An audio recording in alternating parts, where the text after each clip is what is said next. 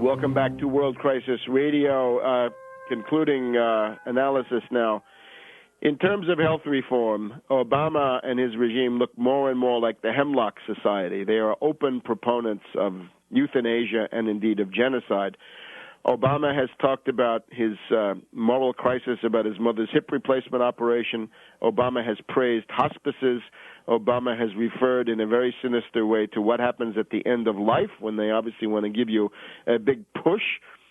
His man Orsag, the bean counter, pointy-headed advocate over there at the federal budget, OMB, he doesn't like tests. He thinks that MRIs and CAT scans and mammograms are a bad thing.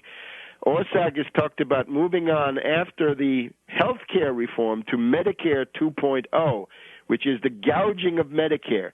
They're all supporting something called MedPAC on steroids, MedPAC being a board of Malthusian, genocidal, euthanasia-minded bureaucrats, some of them doctors, but it doesn't matter, who will then dictate the policies of health care to the rest of the country. This is sinister beyond belief.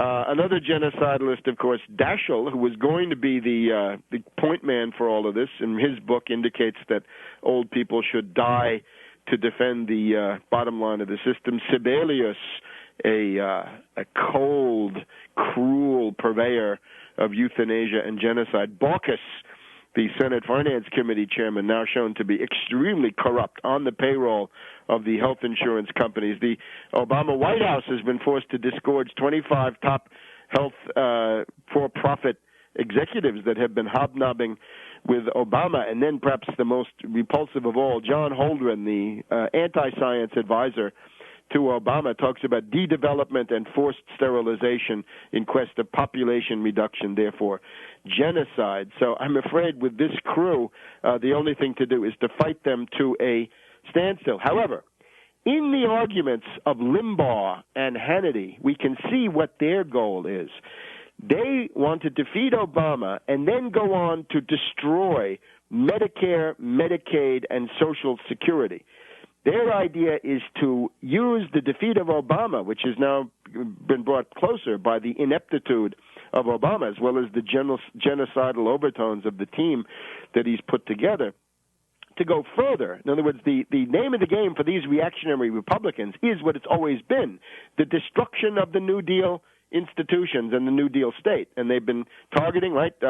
Newt Gingrich says back in the mid-'90s, we're going to let Medicare die on the vine, let it wither on the vine, strangle it slowly. Well, when you hear the Hannitys and Limbaughs, their arguments against any form of health care reform now sometimes kick over inadvertently. They're carried away by their own genocidal fury to the idea that they want to take away Medicare. Orsag says Medicare 2.0. These people say zero, nothing. Without Medicare, there are tens of millions and hundreds of millions of old people that would have lost decades off their lives because of the traditional poverty-stricken status of senior citizens. So we don't want that. It's time now for a positive alternative to emerge somewhere to Obama's left, maybe inside the Democratic Party, maybe outside. But to Obama's left, we're going to need an anti-war alternatives, people who say no to the Afghan war, get out of Afghanistan, stop meddling, no NATO expansion, no Georgia, no Ukraine, stop the Polish missile crisis and related issues, and anti-Wall Street. Put a stop to the $23 trillion that Obama is transferring to the Wall Street banks. And indeed, your main goal ought to be to come up with a government plan, a Medicare for all plan for anybody who wants it. Nobody forced to take it, but Medicare for all if you want it, that could then solve the problem of the 50 million who have no coverage, because that's the real big issue. The 50 million people out there, a nation about the size of France or Italy or Britain, who don't have any health insurance at all and who are dying, right? 18,000 a year die, according, again, to Black Agenda Report and their excellent write-up on this subject. So that's that. Now, in terms of the issue. Ron Paul, unfortunately, this week has said there is no right to health care. Well, that's simply wrong. There is a right to health care. This is now one of the main bones of contention. I contend that Americans, that human beings in general, have, of course, political rights, social rights, and economic rights. That is the position for which I stand. And if you're not in favor of that, I don't know what you're doing in politics. The American system, of course, is based on these ideas, the general welfare. The general welfare means an evolving conception dictated by economic progress, technological progress, science, and related developments of what it takes to function as labor power in the world that you're going to have to live in. In other words, we need to make sure that families have a level of health and education which allows them to take their places in the high technology, capital-intensive economy which we intend will prevail during the 21st century. And that, of course, changes. Let's take an example. The Declaration of Independence says life, liberty, and the pursuit of happiness. Let's focus on the life. What does life mean? Well, in 1776, the element of medical care, of science, was in its infancy. There were some things they could do for you. You could get a smallpox vaccination, for example. But it does not loom as large at that time as it does at this point. The reason we need longevity, of course, is if we're going to give people 8 or 10 years of advanced training so that they can take their places in advanced science, that means they have to live longer. We need longevity because without longevity, we cannot give people adequate training, which takes a certain number of years out of the average working life. So this is an imperative. If you say that life, liberty, and the pursuit of happiness does not include today under the life heading, if you say that life does not include adequate medical care, this is a step backward.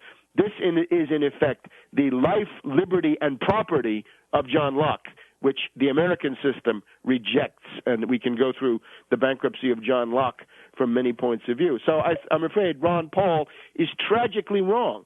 There is no mystery on this. Ron Paul argues that it's so complicated that if you assert the right, you're going to have the opposite effect.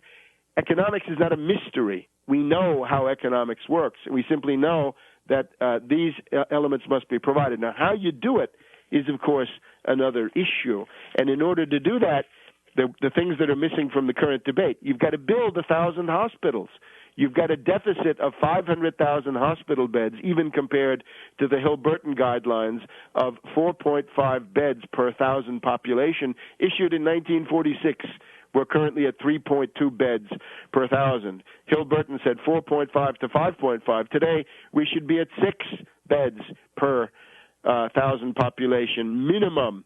So we've got 1,000 hospitals to build and then more on top of that. There's also the question of where are you going to get your doctors? What are you doing to promote medical education? A woman came on television this week to say that she came out of med school with $300,000 of debt and she can't afford to be a general practitioner. Some obvious reform is necessary there. So the point of putting that into the Constitution was the freedom from want plank of the Atlantic Charter of August 1941, signed by Roosevelt and Churchill. It is, in effect, the platform on which the American GI was asked to fight and die in World War II for that society. Then, of course, the reactionary Republicans torpedoed it, and, of course, Harry Truman's demolition operation against the New Deal majority was instrumental in aborting this possibility. But Roosevelt went through in the State of the Union, January 1944, a series of 8 rights: the right to medical care, to a home, to a job, to an education, to a retirement, to medical care, and if you're a small businessman, not to be crushed by monopoly competition a la Walmart, and if you're a farmer, not to be crushed by low-wage foreign imports and so forth. Those principles are valid, and the great unfinished business of American society is to realize them today. So we have to say no to the reactionary Republicans, and I'm afraid that this is a broad